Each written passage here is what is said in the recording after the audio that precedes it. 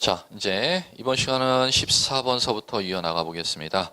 공간정보 구축 및 관리 등에 관한 법령상 지적소관청이 관할 등기관서에 그 등기를 촉탁해야 되는 경우에 해당하지 않는 것은 했으니까 않는 것이니까 부정문 정답을 찾으라는 거니까 물음표 끝에 X 하시고 키워드는 무엇을 이제 밑줄 그으셔야 되느냐. 지적소관청이 밑줄 등기를 촉탁하여야 하는 경우 밑줄 그게 키워드가 되겠죠. 자, 요것은 정답은 1번. 신규 등록에 따른 지적 정리할 때는 등기 촉탁 안 하죠. 자, 요것은 왜 그러냐면은 자, 이겁니다. 지적소관청이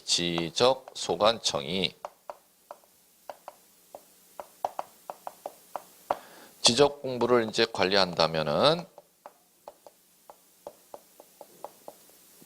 지적 공부에 무엇을 정리하느냐 하면 지적 공부라는 장부에 땅을 정리하는 걸 지적 정리 이렇게 부릅니다. 그럼 지적 공부에 땅을 정리했으면 관할 등기관서에 등기부가 있지 않습니까? 그럼 등기부 표제부에도 표제부라는데 자, 땅이 정리가 되면 등기소에 등기소라는 관공서에 등기부라는 장부에도 땅 표시가 있다는 겁니다. 토지의 표시.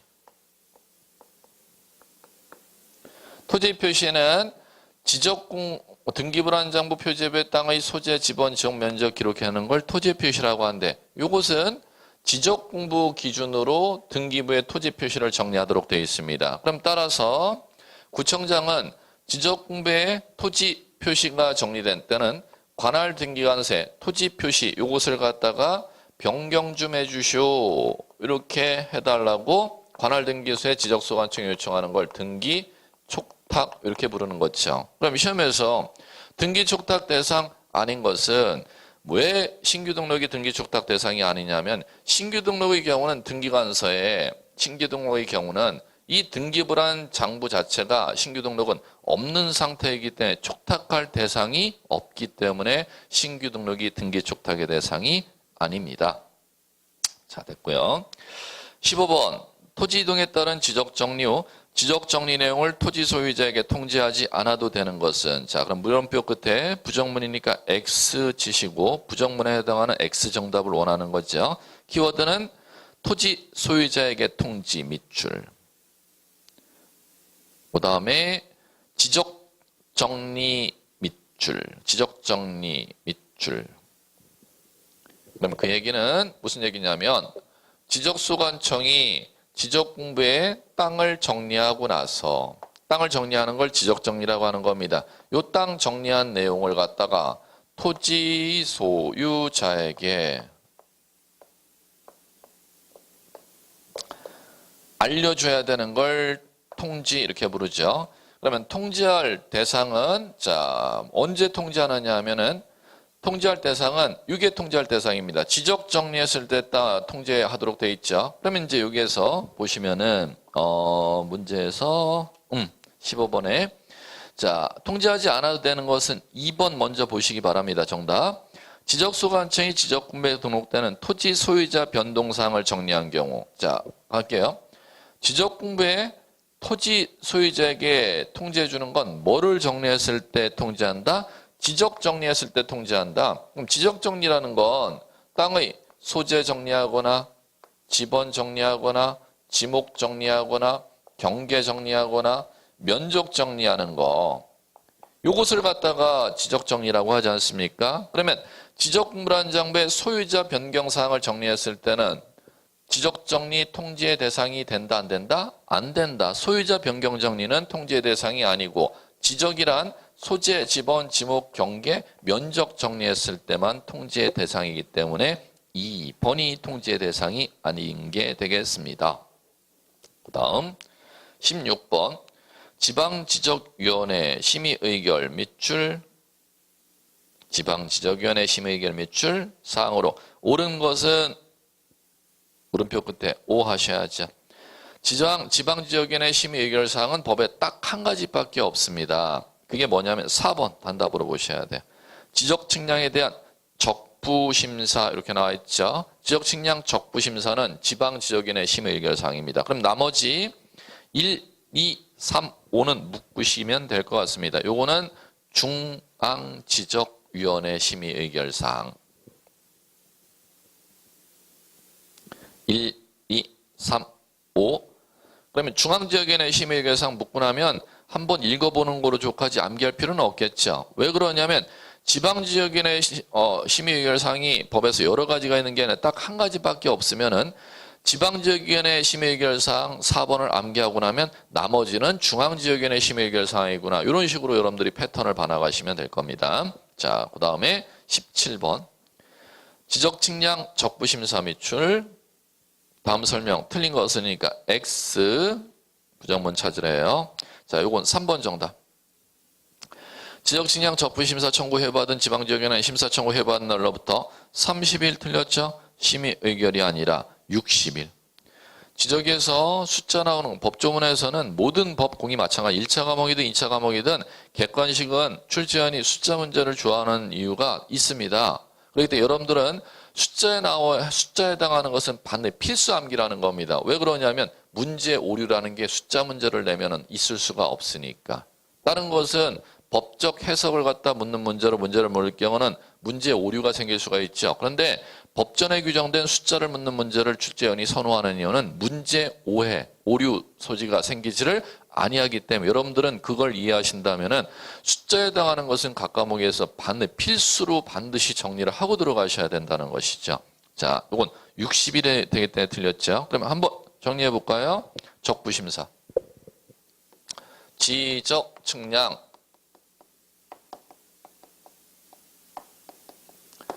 적법했는지 부적법했는지 적법했는지 부적법했는지 심사해달라는 겁니다. 그럼 갈게요. 지적측량 적부심은 소유자, 이해관계인, 그 다음에 수행자 할게요. 소유자, 이해관계인이 자 어디에 청구하느냐 하면 지방지적위원회 지지위 이렇게 할게요. 지지위 지지위에 청구하는데 직접 청구하는 게 아니라 어디를 거쳐 청구하느냐 하면은 시도지사를 거쳐.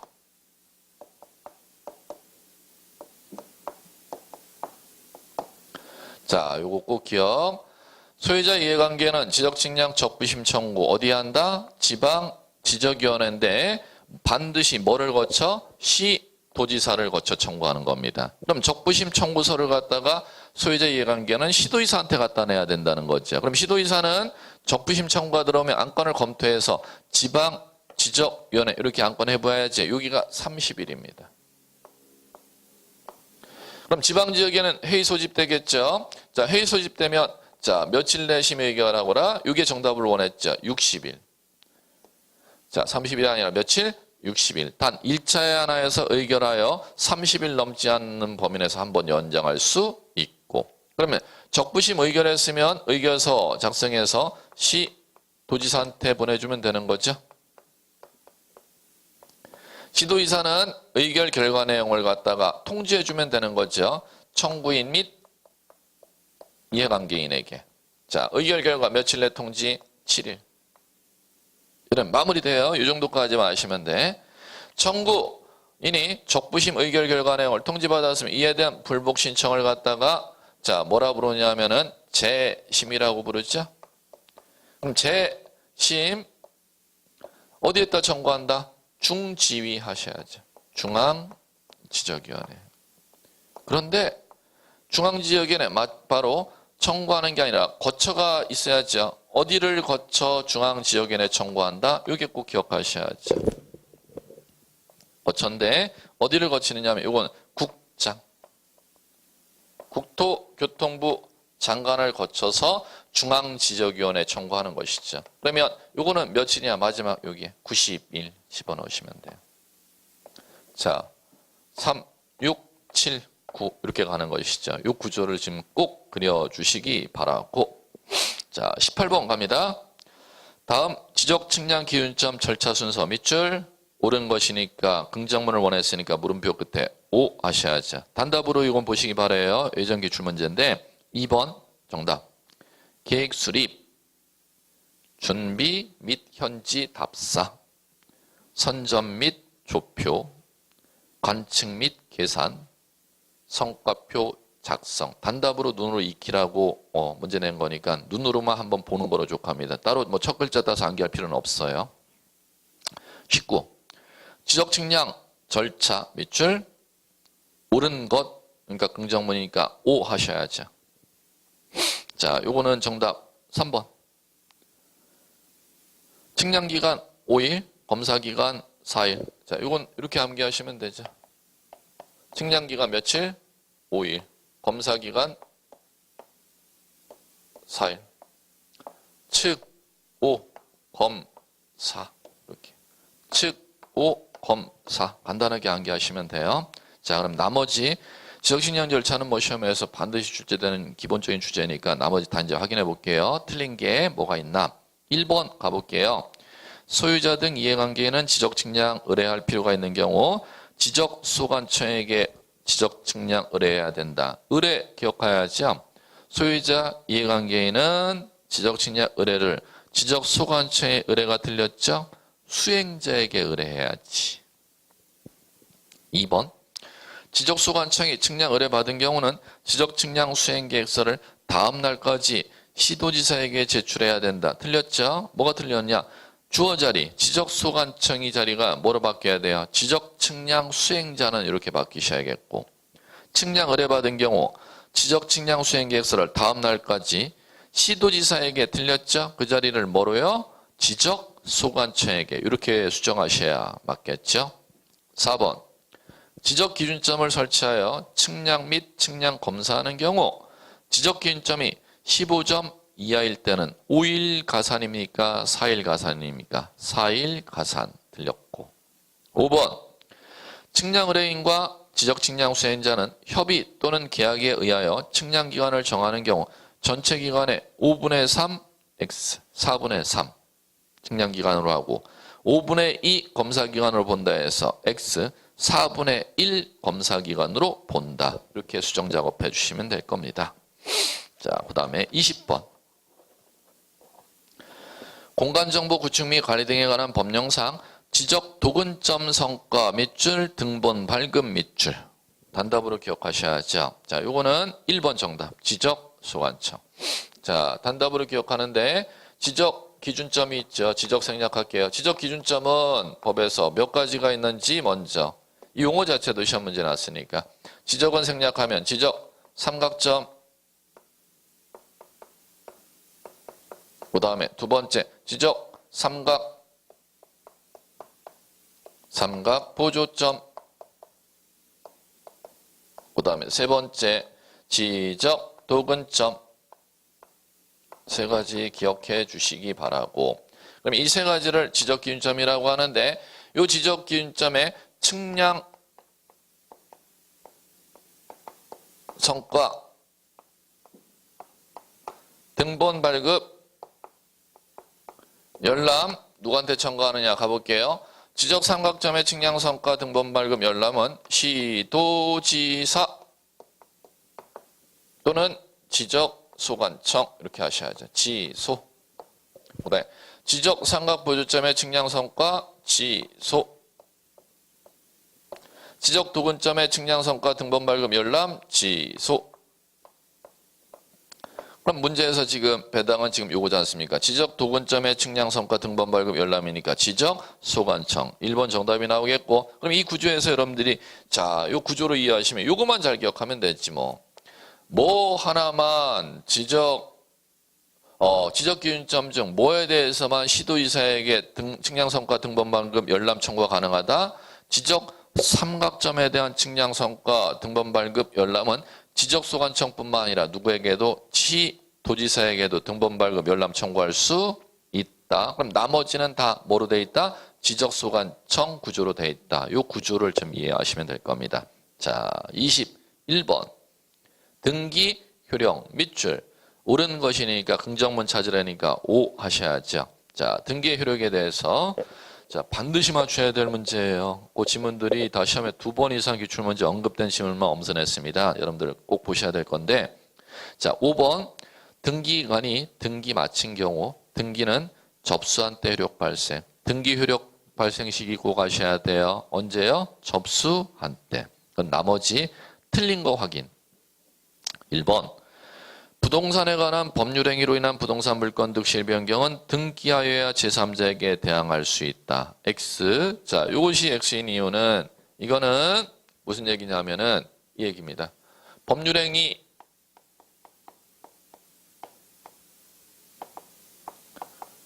그럼 법률 행위로 인한 부동산 물권 변동에 있어서 등기가 우리나라는 민법 186조에 규정되어 있죠. 등기하면은 이 등기가 효력 발생 요건이냐 대항 요건이냐는 겁니다. 그럼 이 얘기는 무슨 얘기냐면 등기하여야 효력이 발생한다는 얘기는 당사자 사이에 제3자 사이에 등기하여야 그 물권 변동 효력을 인정해 주겠다는 걸 효력 발생 요건 이렇게 부르는 것이고 대항 요건이라는 건 당사자 사이에서는 등기를 안 해도 효력은 인정되는데 제3자에게 그 물권 변동 효력을 주장하기 위해서 등기해야 되걸랑 그걸 대항 요건 이렇게 부르는 거죠. 그러면 우리나라 민법 186조는 뭐라고 돼 있느냐 하면 민법 186조 해석을 할 줄 아느냐 모르냐를 여쭙는 겁니다. 그러면 효력 발생 요건으로 규정되어 있습니까? 대항 요건으로 규정되어 있습니까? 우리나라 민법 186조는 법률 행위로 인한 부동산 물권 득실 변경은 등기하여야 뭐가 있다? 효력이 있다. 그러면 가령 매매에 따른 소유권 매수인에게 이전되는 효력은 매도인과 매수인 사이에서건 제3자 사이에서건 뭐 하지 않으면 등기하지 않으면 매수인은 소유권자로서 절대 인정을 안 해주겠다 이렇게 규정되어 있다는 겁니다. 그걸 효력 발생 요건 이렇게 부르는 거죠. 우리나라는 뭐를 취하고 있지 아니하다? 대항 요건주의를 취하고 있지 아니하다 기억하셔야 돼요. 2번 같은 주등기 안에 부기등기 상호간 나왔다. 부기등기 상호간. 부기등기 상호간은 자 요거죠. 만약에 여러분들 등기기록 을구에 2-1 이렇게 번호가 있고 2-3 이렇게 있다는 겁니다. 그럴 때는 같은 2번 안에 부기등기가 부여되어 있죠. 그럴 때는 이 두 개의 등기 간의 순서는 뭐 해야 한다? 요거에 의해야지. 1번, 3번. 이걸 법률용어로 뭐로 부를까? 이렇게 이해하시면 되겠죠. 그 등기 순서라고 부르죠. X. 3번. 등기 기록 중 다른 구 나왔습니다. 다른 구에 등기한 순서는 순위번호 틀렸네. 다른 구에 등기한 순서는 접수번호 이렇게 고치셔야 되겠고 4번. 본등기에 의한 물권 변동 효력 나왔습니다. 물권 변동 후 효력은 가등기한 때로 소급한다. X. 본등기한 때 효력 발생. 순위만 소급하지 물권 변동 후 효력은 소급하지 아니한다. 자, 그다음 등기 22번. 다음 등기할 수 있는 권리가 아닌 것은 자 반드시 기억해야 등기법에선 워낙 난이도의 편차가 심하기 때문에 반드시 맞춰야 될 주제가 있다면 꼭 맞춰주셔야 될 겁니다. 작은 문제 범위 내에서 시험 범위는 제일 넓은 데 반해서 문항수는 작게 배당되어 있기 때문에 반드시 맞춰야 될 문제를 갖다가 맞춰주지 않으면은 상위 난이도 문제를 전혀 건들 수가 없기 때문에 이 반드시 맞춰야 될 문제를 꼭 맞춰야 되는 게 21, 22 같은 문제입니다. 자, 등기할 수 있는 권리가 아닌 것은 X 이렇게 하시면 되겠죠. 등기할 수 있는 권리 밑줄 아닌 것은 그러니까 물음표 끝에 X 부정문 찾아보래요. 자, 등기할 수 있는 권리 아닌 거는 3번. 부동산에 관한 유치권. 정답이죠. 자, 갑니다. 부동산 등기법에 등기할 수 있는 권리 몇 가지? 9가지 다 기억하고 계시죠? 9가지 암기 못하면 뭐 이건 아예 뭐 변별력 없으니까. 소유권, 지상권, 지역권, 전세권, 저당권, 임차권, 환매권, 권리질권, 채권, 담보권. 이 법에 정해져 있는 9가지 권리만 등기할 수 있다 법에 정해놨으면 그 법에 정해놓은 권리를 인식 못하면 뭐 아예 변별력 자체가 없는 것이죠. 최소한의 여러분들의 노력이 필요하다는 겁니다. 23번. 다음은 채권자 대의권 등기 절차 설명이다. 가장 틀린 거 X 하셔야지. 채권자 대의권 밑줄. 자, 이것은 이런 문제는 이제 상위 난이도 문제로 여러분들이 안 맞춰도 되는 문제. 갈게요. 2번 맞추시면 좋은데 안 맞추셔도 상관 전혀 없는 문제입니다. 왜 X가 되느냐?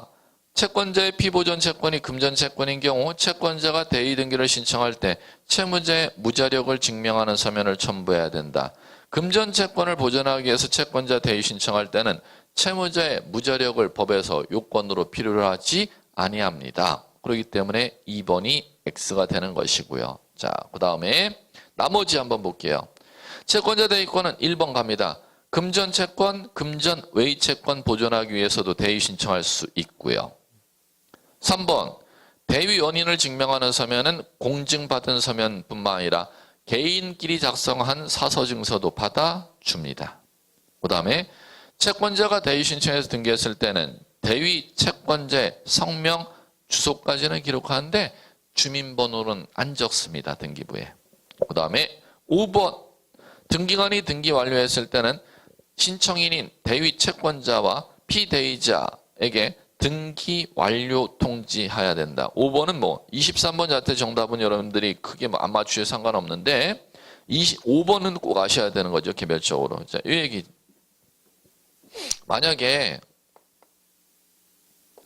토지가 있었고 자, 이 10번지 필지 토지 등기부에 소유권자가 갑 앞으로 이렇게 등기되어 있다는 겁니다. 그러면 이 갑의 이 토지를 A라는 사람이 매매했는데 대금을 갖다가 매도인에게 건네주고 소유권 이전 등기를 하지 아니한 상태에서 이걸 갖다가 다시 전매했다는 겁니다.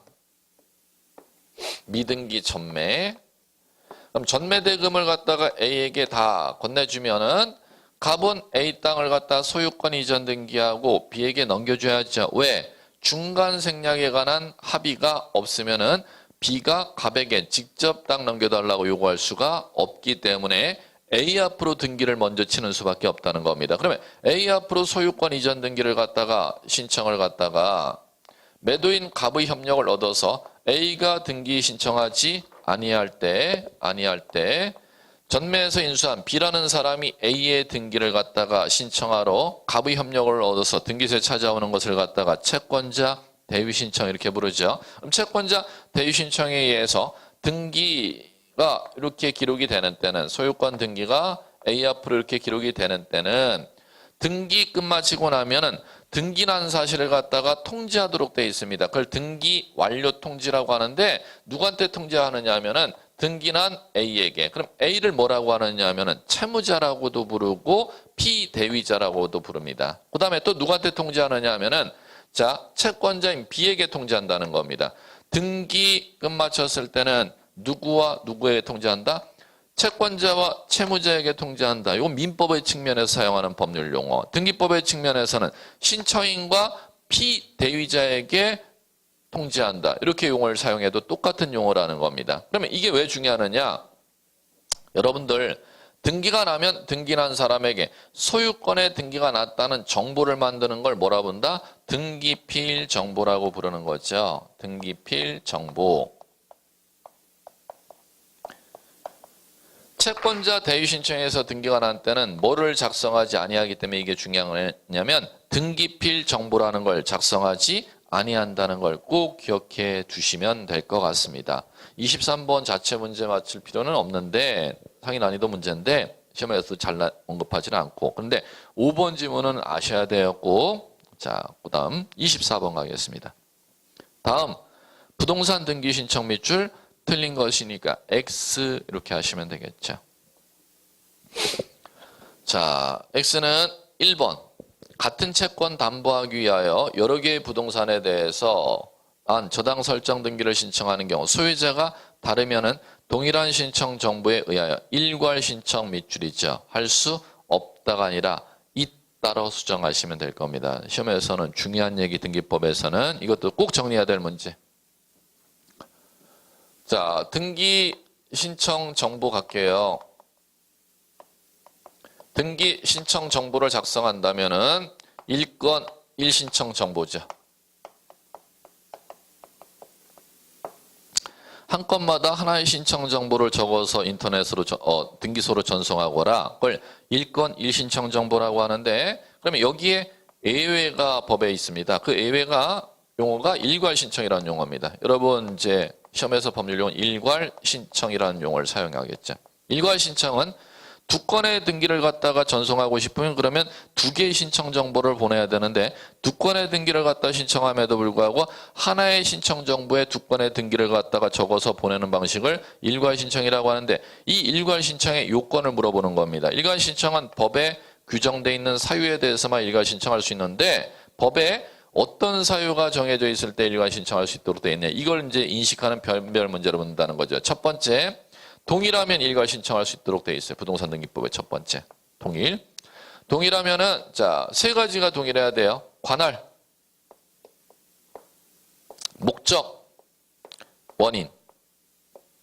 이 세 가지가 동일하면은 일괄하여 등기 신청할 수 있다. 하나 예를 들어 볼까요? 땅과 그 땅 위에 있는 정착물인 건물이 있다면은 현행 우리나라 법은 땅 위에 건물이 건축돼 있어도 땅 주인과 건물주가 같아도 토지와 건물을 별개 부동산으로 인정해. 그럼 따라서 토지 건물 매매에서 소유권 이전 등기하면 등기소에 토지 등기 기록, 건물 등기 기록이 따로 있기 때문에 두 건의 등기를 신청하는 겁니다. 그런데 그 두 건의 등기가 세 가지 요건을 충족하면은 일괄해서 신청할 수 있도록 되어 있다는 겁니다. 토지 건물이 한 관할 등기소 내에 있고, 토지 건물이 둘 다 목적이 동일하고 소유권 이전 등기하고, 토지 건물 소유권 이전 등기하는 원인이 둘 다 매매이지요. 세 가지가 엔드가 된다면 두 건이지만 하나의 등기 신청 정보에 적어서 낼 수 있도록 허용해 준다는 겁니다. 그 다음에 자, 요거요. 두 번째는 같은 채권 담보. 부동산 등기 규칙에 나와 있는 일괄 신청.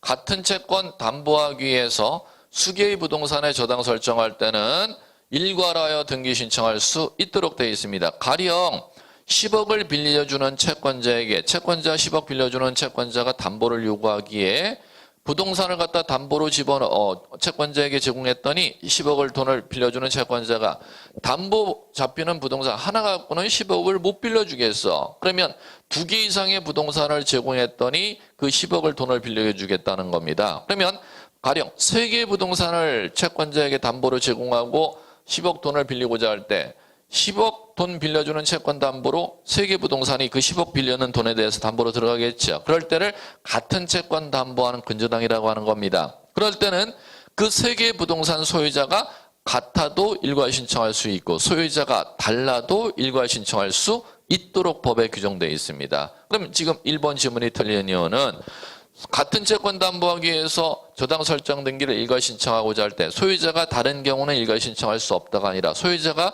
같아도 일괄 신청, 소유자가 달라도 일괄 신청. 요걸 아시면 될 겁니다. 자, 그 다음에 자, 요거죠. 매각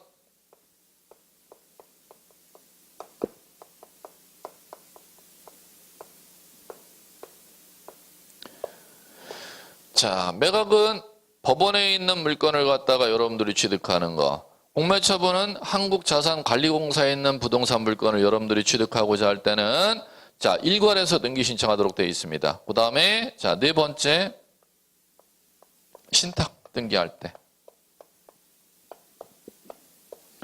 수탁자 앞으로 소유권 이전 등기와 신탁 등기를 일괄해서 신청하도록 되어 있죠. 일괄 신청은 지금 꼭 기억해 두셔야 될 겁니다.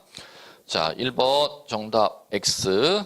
그 다음에 2번 맞는 거 확인해 볼까? 2번 중요해요. 등기원인 목적이 동일하다 하여도 수인의 공유자가 수인에게 지분 이전하는 경우는 일괄해서 신청할 수 없습니다. 지분 이전하는 것은 일괄 신청 안 됩니다. 원인 목적이 동일해도. 예. 자, 그 다음에 3. 비법인 사단 대표자가 관리인이 등기 신청하는 경우 대표자 관리인임을 증명하는 서면을 첨부하나 이미 대표자가 등기 기록에 대표자 이름이 등기되어 있는 때는 신청할 때 위 서면 제출 면제됩니다. 4번 표시에 관한 등기 신청하거나 상소로 인한 등기 신청은 당사자 일방에 의한 등기 신청하는 경우로 등기필 정보 중요하죠. 등기필 정보는 공동 신청일 때 적용되는 거지 단독 신청일 때는 등기필 정보 비밀번호 적을 필요 없다가 적용되는 것이죠. 5번 법인이 등기 신청할 때 방문 신청하는 경우라 하더라도 등기소에 제공하는 도면은 반드시 전자문서로 작성하는 겁니다. 그럼 개인이 방문 신청할 때는 도면을 직접 첨부하는 거지만 법인이 등기 신청할 때 도면을 스캔해서 전자 이미지로 스캔 작업해서 보내야 되는 거지 직접 도면을 제출할 수가 없습니다. 자, 그다음에 25. 부동산 등기, 방문 등기 신청 시 인감증명, 방문 신청 밑줄, 인감증명 밑줄. 설명이다. 옳지 않은 것은이니까 물음표 끝에 X, 부정문을 정답 찾으래 X를. 자, 이것도 마찬가지로 여러분들이 풀 수 있으면 그만, 못 풀어도 상관없습니다. 상위 난이도 문제니까. 방문 신청 밑줄, 인감증명 밑줄이에요. 왜 그러냐면은 현행 부동산 등기법에 등기 신청 방법이 두 가지 방법이 있지 않습니까? 등기소에 직접 들어가서 등기 신청하는 방법을 법률용어로 출석이라고 용어 사용 안 하고 방문 신청이라고 용어 사용해. 두 번째, 대법원 등기소에 로그인 접속해서 정보 입력해갖고 전송자료를 같이 보내는 방식을 전자신청이라고 용어 사용하는 겁니다. 그럼 방문 신청과 전자신청 두 가지 방식이 있다면은 인감증명의 첨부 문제는 방문 신청할 때만 적용되는 것이지 전자신청할 때는 인감증명 절대 면제됩니다. 그러면 무조건 인감증명이라는 단어 나올 때는 앞에 수식어 뭐가 나와야 된다? 방문 신청이라는 걸 출제원이 깔아놓고 방문 신청 시 인감 이렇게 수식어 깔아놓고 문제를 묻는다는 겁니다. 자, 이제 갈게요. 자, 요것은 옳지 않은 것은이니까 3번 보세요. 근저당 말소등기 신청하는 경우 신청서에 근저당권자 등기필 정보 기재 밑줄 치셔야죠. 등기필 정보 기재. 그다음에 인감증명서 첨부 밑줄 치셔야죠. 그러면은 두 가지를 판단해 보라는 겁니다. 접근할 수 있으면 접근하고 접근 못하면 포기해도 되는 문제입니다. 자, 갈게요. 등기필 정보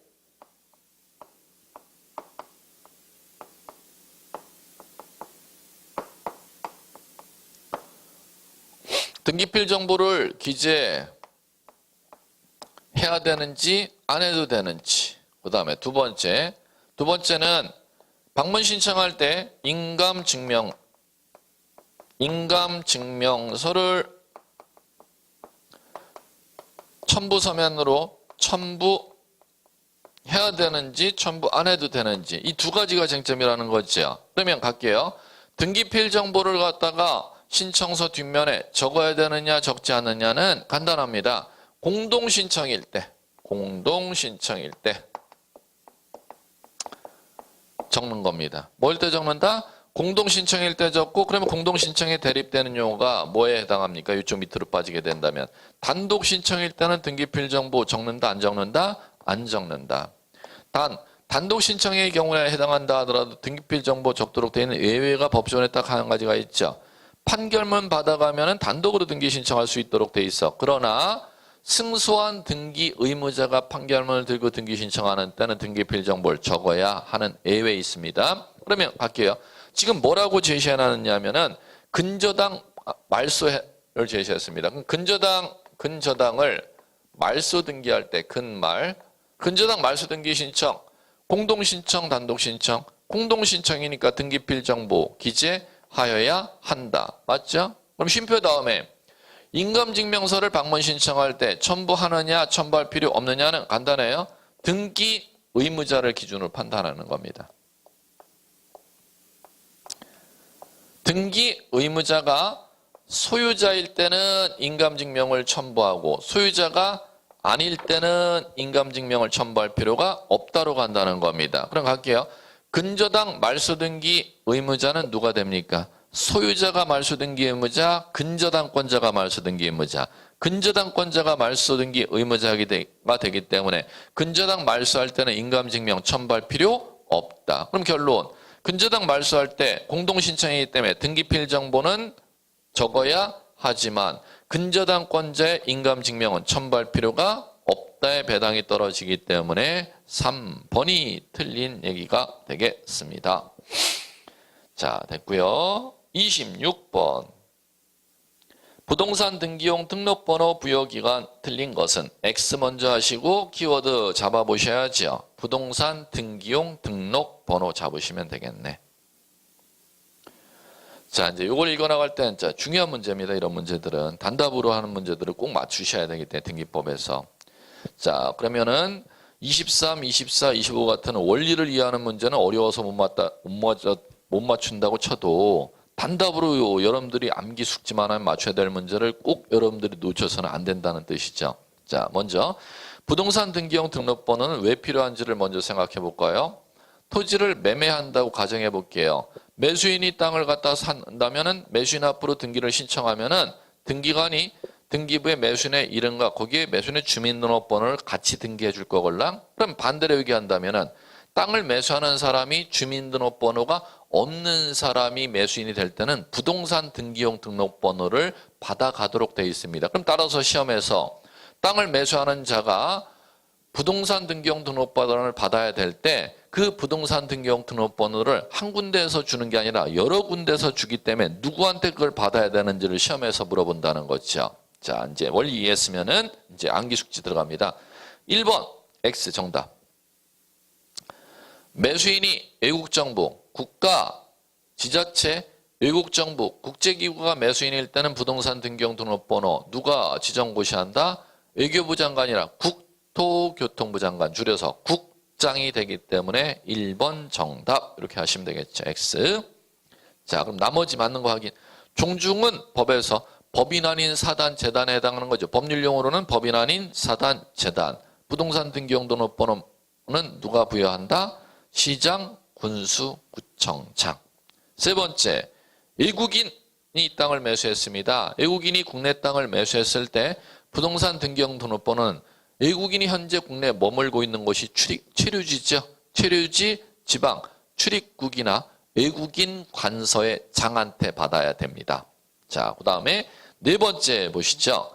우리나라 주민등록번호가 말소된 제외 국민이 매수인이 된대요. 그럴 때는 대법원 소재지 관할등기소 등기관한테 부여받습니다. 마지막 법인 회사에서 업무용 땅을 샀대네. 그럼 법인에 대한 부동산 등기용 등록번호는 법인 주된 사무소 본점 얘기하는 거죠. 소재지 관할등기소 등기관한테 받습니다. 자, 됐고요. 27. 등기신청 각하 밑줄. 아닌 것은이니까 물음표 그때 X 부정문 정답을 원합니다. 각하시키는 사유는 부동산 등기법 29조에 규정되어 있죠. 29조에 규정되어 있는 각하 사유에 해당하지 아니하는 거. 자, 요것은 5번 정답. 자, 이제 5번은 자, 왜 기억해 두셔야 되느냐 하면은 구청에 대장이 있을 것이고 등기소에 등기부가 있을 겁니다. 그럼 등기 신청이 들어갈 때 대장의 땅 정보가 이제 있으면 땅에 자, 뭐가 있느냐면 토지 표시, 부동산 표시.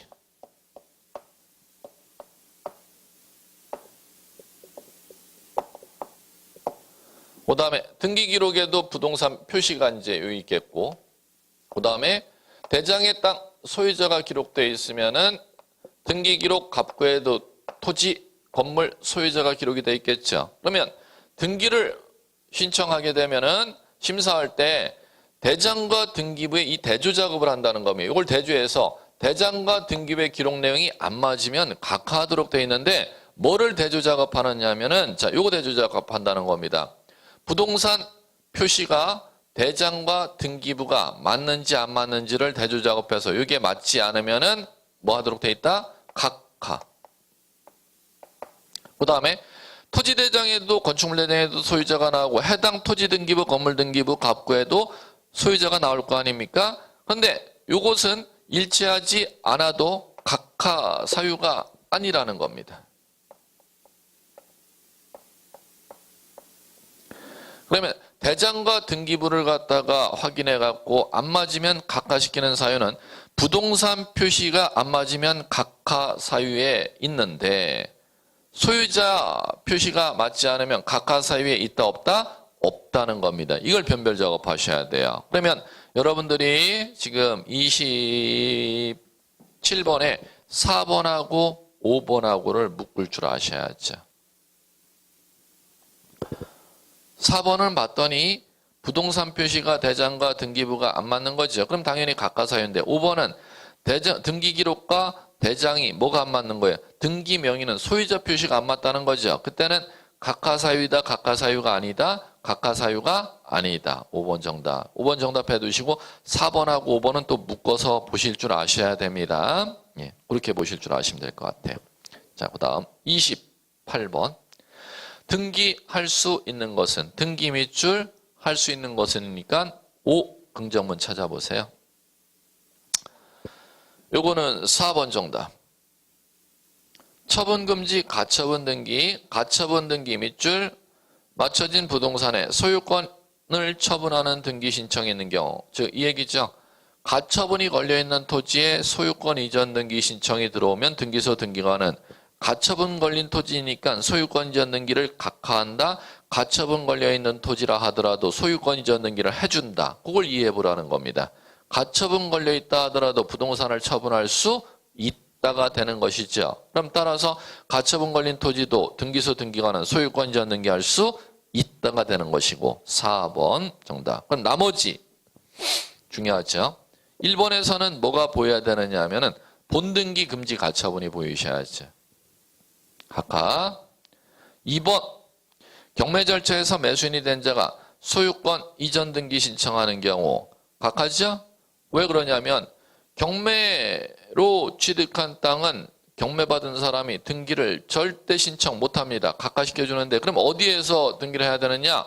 경매를 촉탁한 법원에 촉탁이 있어야 매수인 앞으로, 경매받은 사람 앞으로 등기를 할 수가 있는 거죠. 그러면 매수인이 직접 소유권 이전 등기 신청하면 각하, 경매법원에서 촉탁이 들어오면 등기, 이렇게 이제 달라지는 것이죠. 3번 뭐가 보여야 되냐? 농지 전세권, 두 개의 단어 키워드가 보여야죠. 농지에는 전세권 등기 못함. 그 다음에 5번 공동상속인 일부가 자기의 상속 지분만에 대한 상속 등기 신청하는 경우 상속 동그라미 해야죠. 왜 동그라미 해야 되느냐? 자, 이거는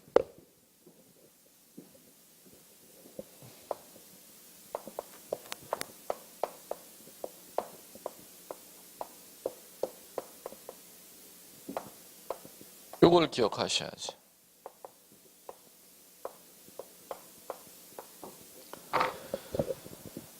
보존등기의 보, 상속등기의 상. 공유일 때 최초 건물 등기하는 게 보존등기지 않습니까? 최초 건물 주인이 2인 이상인 때 전원의 지분을 갖다가 보존등기 신청서에 적어야 등기해주지. 1인 지분 적었다가는 각하. 그러면 전원 지분에 대해서 보존등기 적어야 등기해준다는 거죠. 그 다음에 소유자가 사망했으면 상속인이 한 사람이 아니고 여러 사람일 때는 한 사람의 지분을 적어야 상속등기, 전원 지분 적어야 상속등기. 전원 지분 적어야 상속등기인데 지금 5번 지분에 1인의 지분만 적었으니까 각하 이렇게 되는 거죠. 그렇기 때문에 평상시에 이제 수업을 전원 지분 적어야 등기해 주는 거 두 가지 꼭 기억, 전원, 보상 이렇게 암기 코드를 여러분들 암기했죠? 이렇게 보시면 될 겁니다. 잠깐 쉬었다가 29번서부터 볼게요.